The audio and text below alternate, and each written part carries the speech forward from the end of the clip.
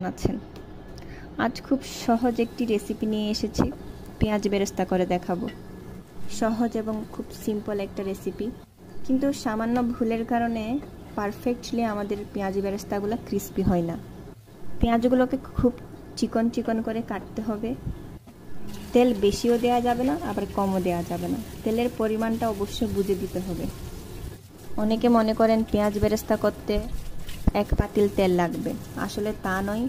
পেঁয়াজ বেরেস্তা কতটা সুন্দর হচ্ছে তা নির্ভর করছে আপনার চুলার আঁচের উপর।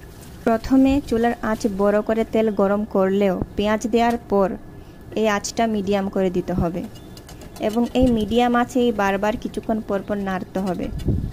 নাড়তে নাড়তে এক সময় শেষের দিকে যখন গোল্ডেন ব্রাউন হয়ে আসবে, তখন আপনি চুলাটা বন্ধ করে দিবেন, এবং সেই বন্ধ চুলার ভেতরই পেঁয়াজগুলো নাড়তে থাকবেন। দেখবেন যে কয়টি লাল বর্ণ ধারণ করেনি সেগুলো খুব মচমচে এবং লাল বর্ণ ধারণ করে ফেলবে।